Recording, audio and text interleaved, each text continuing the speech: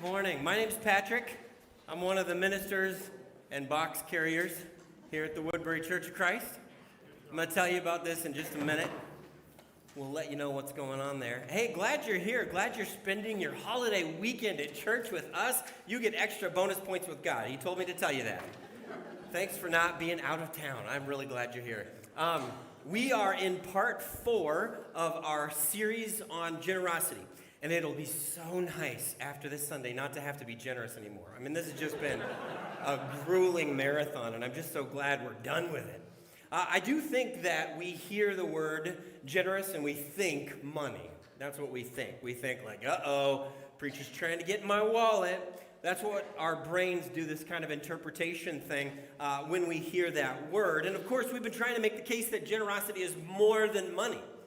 You can be generous and you can be stingy with anything. I mean, there's all kinds of blessings that you have that you had nothing to do with in your life, and you can hoard them or you can share them. There's a whole list of stuff that we can be generous with. Our money, our time, our energy, our attention, our patience, our kindness, our affirmation, our forgiveness, our hospitality, our stuff. Now, I think when we see a list like that and we think of generosity, we tend to think of, like if you were to rank it in terms of importance of like what's really important to be generous with, we would say most of these things are important to be generous with, but stuff, not really so much, not generous with stuff. I mean, that's so far down the list, like who cares? Who really cares about our stuff, right? It just doesn't really matter. I don't know if you noticed this, but sometimes those of you that have been in church for a long time, if you've grown up in the church, you probably don't realize it, but you've heard verses enough, you've heard ideas enough, you've heard concepts enough that you reinterpret them in your brain without even thinking about it. So a person can say a word or read a verse and you just know exactly what that means because you've heard sermons on it, you've heard classes on it, you've read it, you've thought about it, you've meditated on it, and so your interpretation, you hear that verse, your interpretation goes right to one place. And I think we do that with the topic we're talking about today, because most of the verses, maybe almost all of the verses that we think of that where Jesus talks about generosity, he is not talking about our money, he's talking about our stuff. He's talking about generosity with our stuff. More than anything else, he talks about generosity with stuff. For example, the rich young ruler, his problem wasn't money. Did you know that? That's kind of a weird thing to think about. His problem wasn't money. You're like, well, it's right there in his name. He was the rich young ruler. Yeah, but his problem was stuff. When Jesus talked to him, he said, go sell your stuff. And he's like, I don't want to do that. That's not for me. The problem was stuff. Or think about what Jesus said in Matthew chapter 6, verse 19. Do not store up for yourselves treasures. Now, of course, when we think of treasures, or when I think of treasures, I think of Scrooge McDuck swimming in pools of gold coins. And I don't have to worry about that because I don't have any sort of treasure like that. I can't toss around dollar bills. I don't have any coins that I can swim in. But notice what he actually talks about. He says, don't store up for yourself treasures on earth where moths and vermin destroy. Well, what do moths destroy? Well, they destroy your clothes. That's what they destroy. What do vermin destroy? I don't know. I'm not even sure exactly what vermin is, but I think it's like rodents and mice and groundhogs. I found out today are a vermin. Is that true? Groundhogs are a vermin? Yeah, they destroy your yard. And he's saying, don't store up your stuff because that stuff can't last. It just simply cannot last. He's talking about your stuff. Or think about the first Christians. I mean, this is everything that every good Christian grew up wanting to be, just to be like that early church, just to be like what they were. And notice what he says. All the believers were in one heart and one mind. No one claimed any of their stuff was their own. But they shared every stuff. Everything was shared. Jesus talks about stuff way more than money. Now, of course, they didn't distinguish between stuff and money like we do. If you had lots of stuff in the first century, you were rich. That doesn't seem to be true today, right? You can have lots of stuff in 2023 and be dirt poor, right? But you have lots of stuff. In fact, sometimes the more stuff somebody has, the poorer they are because they spend all their money on their stuff. So, of course, when we think about stuff and when we think about money, we've kind of got it all wrapped up in a couple different things. One time I had this brief conversation with someone who was from a less economically advantaged country. And they asked me, I don't remember how the topic came up, but they asked me, how many cars did I have?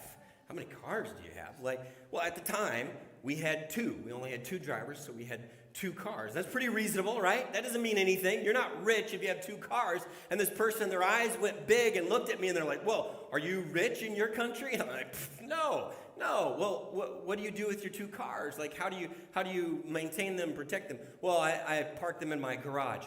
You have a place to store your cars? Well, actually, it's a 3-car garage, but to tell you the truth, we can't always park the cars in the garage because the garage is too full of stuff. Yeah. What?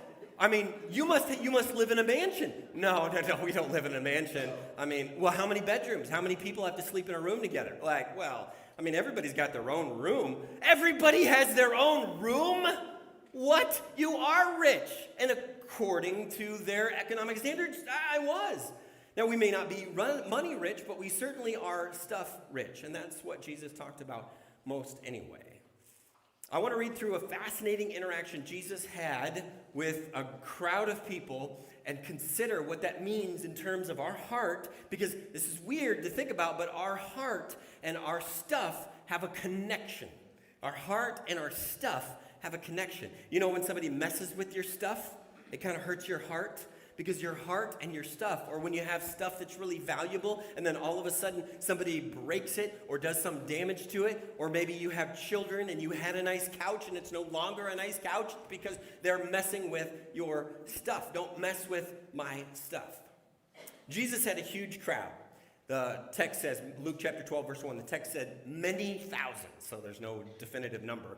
But he had this huge crowd, and he's teaching these many thousands of people, and right in the middle of his teaching, he's just talking away, doing his normal Jesus thing, saying, hey, everybody, you need to love your neighbors, you need to provide for the poor. He's doing all that, and some guy from the crowd shouts out, like, hey, teacher, tell my brother to share the inheritance with me.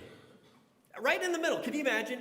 I mean, that would be more disruptive than a cell phone going off during church, right? That would be pretty disruptive. You're talking about one thing, and all of a sudden this guy comes in from left field with another thing. Tell my brother to divide the inheritance with me. Now, this is not a Q&A session.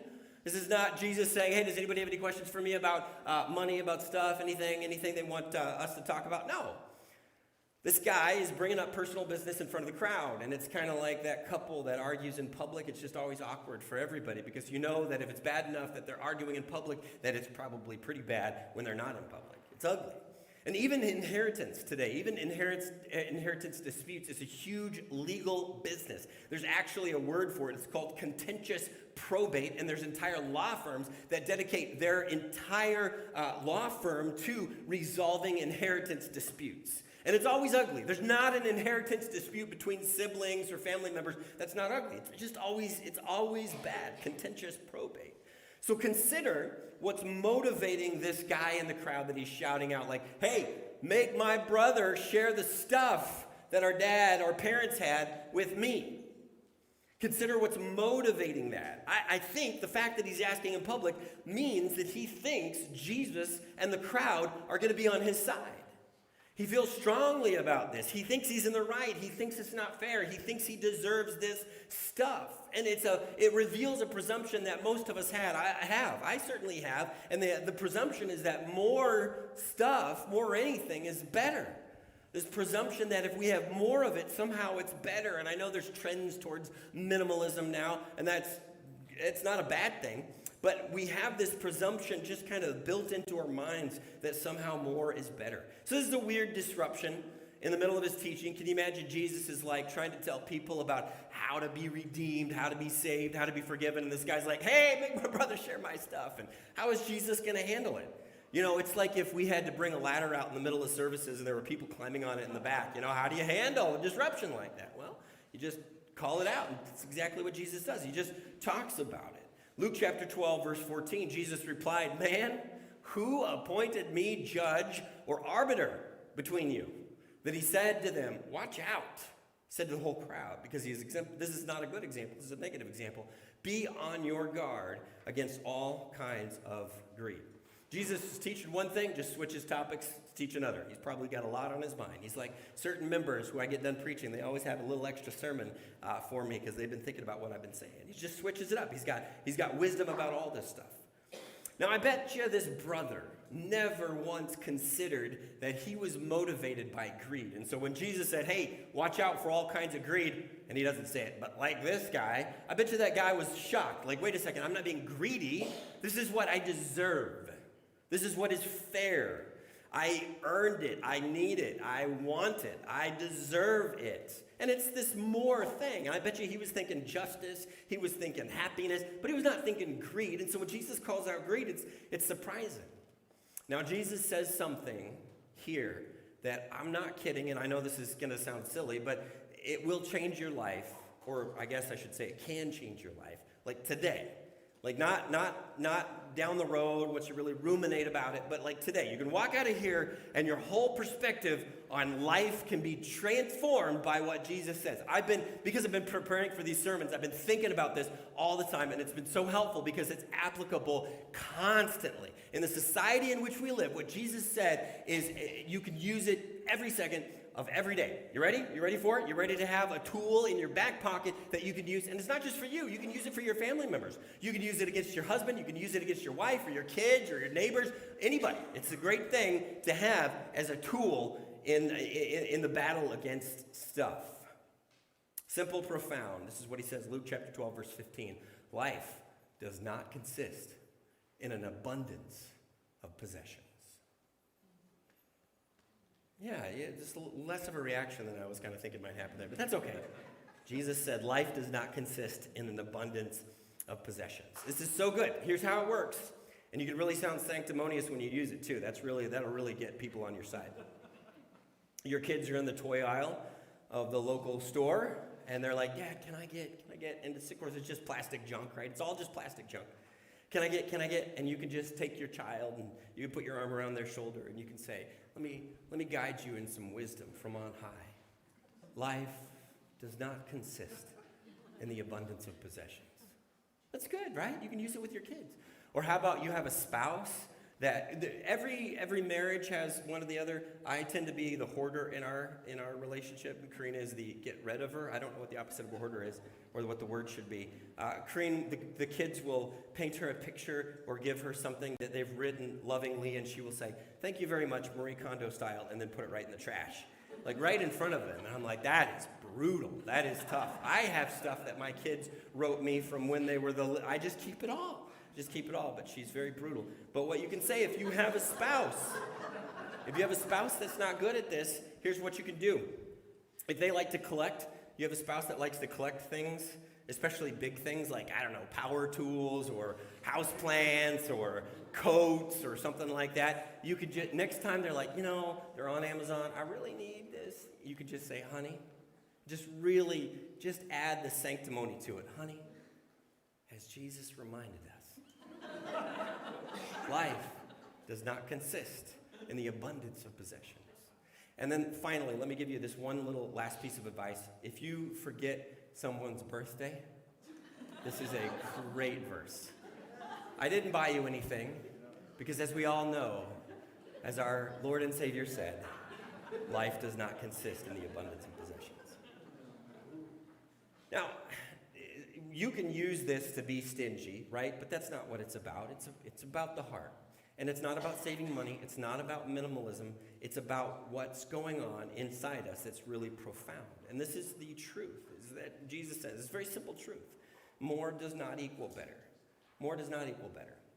Now you guys knew that. Everybody knew that. We knew that. But what we don't do is we don't make that calculation in our head, because there are moments in our lives where we think the good life is right on the other side of something more. It will be there if I just have more of that, whether it be money or stuff or something else. The good life will not come from more. It's never from more, is what Jesus is saying. Life does not consist in the abundance of possessions. More does not equal better. But humans, I don't know if it's because we're wired this way or if it's because we grew up in a culture and we're indoctrinated this way. But we don't even make this calculation. It feels like we've got this internal algorithm as sort of our base code. It's that more would be better. It's why siblings just go crazy if they think their brother or sister got slightly more ice cream than them. You have never seen such exact measurements, such a precise cutting of the cake than when it's divided between siblings. No wonder this brother is saying, hey, make my brother divide the inheritance with me. We've got this idea that if they got more, then it's better for them. Something is better because we just think that. We don't even think about it. We just think it. It almost feels wrong to settle for less. Imagine if your child was like, I would actually like less ice cream than my brother or sister. You'd be like, who are you? Where did this come from? I mean, what is going on? My parents owned an apartment complex in Vermont. I told you my dad is an international man of mystery. You just don't know what he has done or what he will do. It's just always a surprise. And we don't even know. We just don't even know half the time.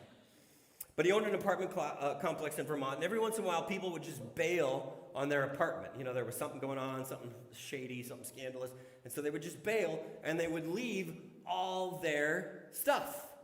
I remember one time, somebody, and this was back before giant flat-screen TVs were very cheap. Now you can just pick them up, it seems like, anywhere. But back before, when they were a real luxury, that somebody had just ditched a giant flat-screen TV. They probably weren't done paying for it, and they thought, I'm getting out of Dodge. And so they left it there, and my dad would have to handle all that stuff and usually resell it or pick what he wanted out of it. And he was telling me about this flat screen, and I don't know, at the time I felt like he told me it was about an 800-inch TV, just like the best thing ever. I'm sure it wasn't. It was probably like back in the day, 60-inch or something like that. It just seemed huge, like the size of a wall. And I was like, well, why didn't you keep the flat screen? Why did you sell the flat screen? And this is his quote. Can you believe a human would say this about a flat screen TV? He said, nobody needs a TV that big. Well, that's where you're wrong. I do. I'm your child, and you could have just given it to me. At the time, and I'll tell you this, and he did this for a long time, he used a Commodore 64 monitor to watch TV on. This is well past the tube TV end of an era. And you know how big the screen was on the Commodore 64 monitor? 13 inches. Yeah, he would be watching the Andy Griffith Show about 2 feet away from the screen, and I'm like, if you had a 60-inch, just saying. He called it decadent, and it's so funny to think about that because who turns down more? If there's more to be had, why would we ever turn it down? Can you imagine going to a store and you have, I don't know, a candy bar or whatever, and then they just say, hey, it's buy one, get one free, and you say, no, thank you, I would just like one. Who does that? We don't even think about that. Of course, if it's free, I'll take more because we naturally assume that more is better. The good life will come from more. Our thinking is so easily manipulated about more, and the marketers play into it. It's just more. Upsize that? Yes, it's only 99 cents. I would be losing money not to. A guy named Victor Lebo, I read this article this week that I just thought was incredible. It was talking about consumerism, and he had this quote. He was in support of consumerism, but this quote is just unbelievable. Our enormously productive economy demands that we make consumption our way of life, that we convert the buying and use of goods into rituals, that we seek our spiritual satisfaction, our ego satisfaction in consumption. We need things consumed, burned up, replaced, and discarded at an ever-accelerating rate. Mission accomplished. This is back in the 50s he wrote that. That's unbelievable. They jokingly called this the economic gospel of consumption. So in other words, there are two worldviews in conflict here. One is the gospel of more, and the other is Jesus saying, hey, life does not consist in the abundance of possessions. We're hearing these constantly. So, of course, Jesus tells a story. He's always got a story. Luke chapter 12, verse 16. And he told them this parable. The ground of a certain rich man yielded abundant harvest. He thought to himself, I have more. Whatever shall I do with my more? Well, it's not even a decision. You just keep the more, right? I don't have any place to store more, so I'll have to figure out how to have more. Here's the person who has more, and of course, more is better. It's not even a dilemma in his mind. So what does he do? He said, I got an idea. This is what I'm going to do. I'm going to tear down my barns, and I'm going to build bigger barns, and there I will store my surplus grain.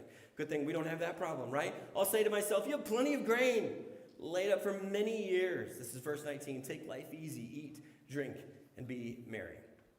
It's a little mildly ironic to me that I don't have a financial advisor, because then I would have to have financials to have a financial advisor. But I would imagine that a financial advisor would suggest if you have more, figure out how to keep more.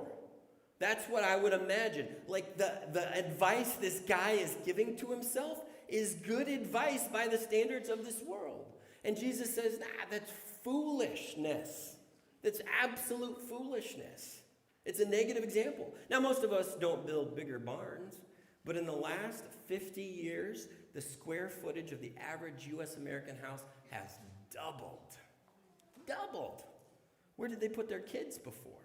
We're having fewer kids in the U.S. Did you know that? Bigger houses, fewer kids. And at the same time, the storage industry has skyrocketed. As of 2013, it was a $29 billion industry a year, $1 billion industry. That's crazy. I actually know this guy that had 4 boys. He lives in Woodbury. 4 boys. They're all within just a couple years of each other. And I was talking to him, and he was telling me about where he lives, and I'm like, oh yeah, it's not a very big house. That's a lot of boys for that size place. You know, he lived pretty near us in a duplex, and he's like, yeah, we only have 2 bedrooms. I'm like, whoa, are the kids sleeping in a tent in the backyard? He's like, nope, all 4 boys share 1 room. And I was like, all right, I could call CPS right now, because that seems cruel. And he's like, why is it a bad thing for 4 boys to share 1 bedroom? He's got a point. We just assume that we all need our own space so we can fill it with our own stuff. What seems sensible to us is foolish to God. Luke chapter 12, verse 20, but God said to him, you fool, this very night your life will be demanded from you. Then who will get what you've prepared for yourself? Now, he's not saying you're going to die because your barns are too big. You're going to die because your account is too big. He's saying you prepared for the wrong thing. You didn't prepare for what you should have been preparing for.